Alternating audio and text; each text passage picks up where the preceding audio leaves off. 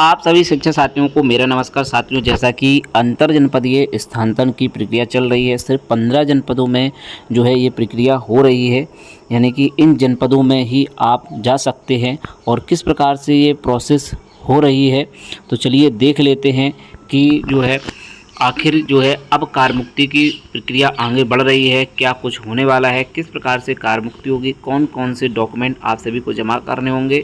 तो एक जनपद से आदेश जारी हुआ है और इस जनपद से जो आदेश जारी हुआ है उसी के हिसाब से आपको जो है अपने डॉक्यूमेंट्स को रेडी कर लेना है और उनका प्रिंट निकलवा करके जो है आप सभी को अपने कागज़ जो है रेडी करना है। और जो है 19 तारीख से यानी कि कल से जो है आप सभी की कार मुक्ति होने जा रही है। जी हाँ, कल से जो है कार मुक्ति होने जा रही है। और अंतर जनपदीय स्थानांतरण में जिन भी साथियों ने आवेदन किया है उनके लिए बड़ी अपडेट है। सारे जो प्रारूप हैं वो आप सभी को यहाँ पर बताए जाएंगे और साथ ही साथ क्या कुछ डॉक्यूमेंट्स आपको जमा करने हैं उनके बारे में भी आप सभी को अपडेट यहाँ पर दी जाएगी। तो सबसे पहले आप ये आदेश देखें जो कि कार्यालय जिला विशेषाधिकारी महाराजगंज से जारी हुआ है आज की डेट में। सूच्य है कि परिषदीय विद्यालय में कार्यरत अध्यापकों के अंतर जनपदीय स्थानीय प्रक्रिया गतिमान है। सचिव उत्तर प्रदेश बेसिक परिषद के पत्रांक दिनांक 13/6/25 के अनुसार शैक्षिक सत्र 25-26 में शिक्षा शिक्षिका में से ऑनलाइन आवेदन करने वाले शिक्षा शिक्षिकाओं में हायर शिक्षा शिक्षिकाओं की अंतर जनपदीय स्थानांतरण सूची दिनांक 19/6/25 को जारी की जाएगी। तो कल इसकी सूची जारी की जाएगी। इसके उपरांत 19/6/25 को ही संबंधित शिक्षा शिक्षिकाओं को कारमुक्त किया जाना है। तो देखिए 19 तारीख को ही जो है कार मुक्ति की प्रोसेस स्टार्ट होनी है, यानी कि कल ही सूची जारी हो, कल से ही जो है कार मुक्त भी किया जाएगा। तत्क्रम में आपको सिर्फ किया जाता है कि अंतर जनपदीय स्थानांतरित शिक्षक शिक्षिकाओं की सूची प्रत्यक्ष से प्राप्त कराई जाएगी। प्राप्त होते ही सूची में अंकित अपने अपने विकास क्षेत्र के शिक्षक शिक्षिकाओं को कार मुक्त किए जाने हेतु समय शैक्षिक अभिलेख, नियुक्ति पद, स्थानांतरण आदेश, पदोन्नति आदेश, ये डॉक्यूमेंट सभी जनपदों वाले साथी ध्यान रखें, यही डॉक्यूमेंट आपके यहाँ भी कंपलसरी रहते हैं। ऑनलाइन आवेदन की 100 हस्ताक्षरित पत्रावली एवं नीचे अंकित विवरणानुसार अभिलेख प्राप्त कर एक पत्रावली अपने कार्यालय में संरक्षित करते हुए स्थानांतरित शिक्षकों के उपरांत अभिलेखों के साथ निम्नांकित प्रवृत्ति क्रमानुसार प्राप्त कर स्थानांतरित संबंधित टिप्पणी संबंध की मूल सेवा पुस्तिका अंकित करते हुए अधोस्थायी कार्यालय में प्रमाणित 3 प्रति में अनिवार्य रूप से उपलब्ध कराएं तथा संबंधित अध्यापकों की मानव समुदाय आईडी ब्लॉक से कार्य करने दिवस में ही जनपद स्तर पर स्थानांतरित करना सुनिश्चित करें। तो जो डॉक्यूमेंट है, पहला खंड शिक्षा अधिकारी का कार्य मुक्त, दूसरा ऑनलाइन आवेदन रजिस्ट्रेशन स्व प्रमाण प्रति, रजिस्ट्रेशन अनुसार पहचान पत्र, पैन कार्ड की प्रति, बैंक द्वारा निर्गत आदेय प्रमाण पत्र, जिस बैंक द्वारा वेतन आहरित हो रहा है वहाँ का आदेय प्रमाण पत्र लगता है, यानी कि नो ड्यू सर्टिफिकेट। तो इस चीज़ को आप ध्यान रखें।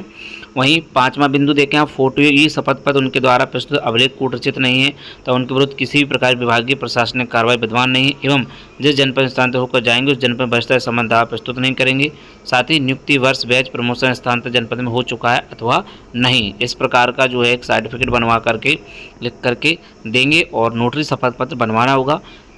साथ ही कार मुक्ति आदेश में यदि कोई अध्यापक कंपूर्ण विद्यालय का है, उसका पद नाम प्राथमिक स्तर का है तो प्राथमिक विद्यालय अथवा उच्च प्राथमिक स्तर का है तो उच्च प्राथमिक स्तर अंकित किया जाए। इस चीज़ का भी ध्यान रखें।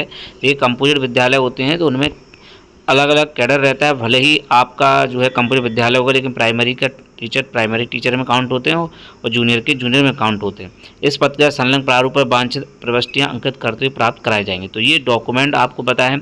इसी प्रकार से आपको अपने जनपद में, जिस भी जनपद में आप हैं उस जनपद में भी इसी प्रकार के डॉक्यूमेंट लगेंगे, तो इनकी आप बना करके रेडी रख लें। आपको अपने समस्त शैक्षिक अभिलेख रखने हैं, नियुक्ति पत्र, स्थानांतरण आदेश, पदोन्नति अगर आपकी हुई है उस जनपद में तब, और साथ ही ये डॉक्यूमेंट। अब चलिए देखते हैं प्रारूप। तो यहाँ पर आप देखें कार्यालय जिला विशेषाधिकारी महाराजगंज कार्यभार मुक्ति आदेश अंतर जनपदीय स्थानांतरण 25-26, ये प्रारूप हैं 2025-26 के हैं, लेटेस्ट हैं।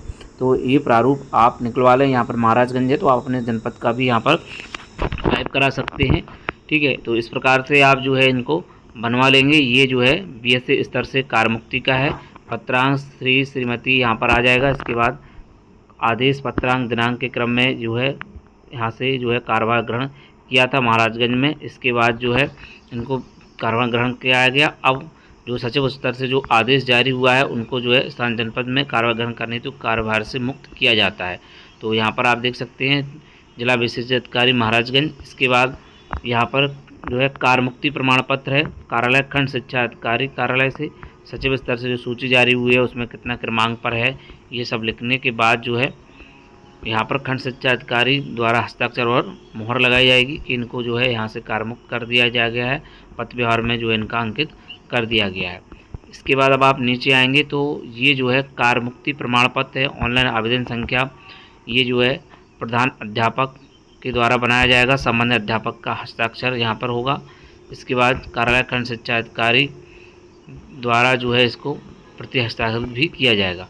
इसके बाद ये जो है अदेय प्रमाण पत्र है, कार्यालय जिला विशेषाधिकारी महाराजगंज अदेय प्रमाण पत्र, ठीक है। ये अदेय प्रमाण पत्र हो गया। यहाँ पर हस्ताक्षर अध्यापक, हस्ताक्षर प्रधान अध्यापक, इंचार्ज प्रधान अध्यापक, प्रति हस्ताक्षर खंड शिक्षा अधिकारी। तो यहाँ पर जो अदेय प्रमाण पत्र है उसमें ये साइन हो जाएंगे। इसके बाद ये अंतिम वेतन प्रमाण पत्र है, यानी कि इसको LPC बोलते हैं, चाहे म्यूचुअल ट्रांसफ़र हो या अंतर जनपदीय ट्रांसफ़र, दोनों में ये LPC लगती है, यानी कि लास्ट पेमेंट स्लिप। तो देखिए ये इस प्रकार से बनती है। यहाँ पर इनका वेतन जो है भुगतान किया गया, इसका विवरण इस प्रकार से है। ग्रेड पे, कटौतियाँ, GPF, यानी कि आपकी जो सैलरी स्लिप है एक प्रकार से वही संपूर्ण कटौती, संपूर्ण योग, नगद, अंकों में, शब्दों में, उक्त अवधि समस्त अवसर दिए, बोनस, अन्य धनराशि, शिक्षक पैन कार्ड, मानव संपदा, ये वित्त लेखाधिकारी महाराजगंज। तो ये जो है इस प्रकार से ये बनाई जाएगी, जो कि अंतिम वेतन प्रमाण पत्र है। और अभी अंतिम वेतन प्रमाण पत्र नहीं पहुंचने से जो है वेतन दूसरे जनपद में लेट हो जाती है। तो ये जो है साथ में ही बनाई जा रही है और जो है दी भी जा सकती है या फिर जो है भेजी जाएगी।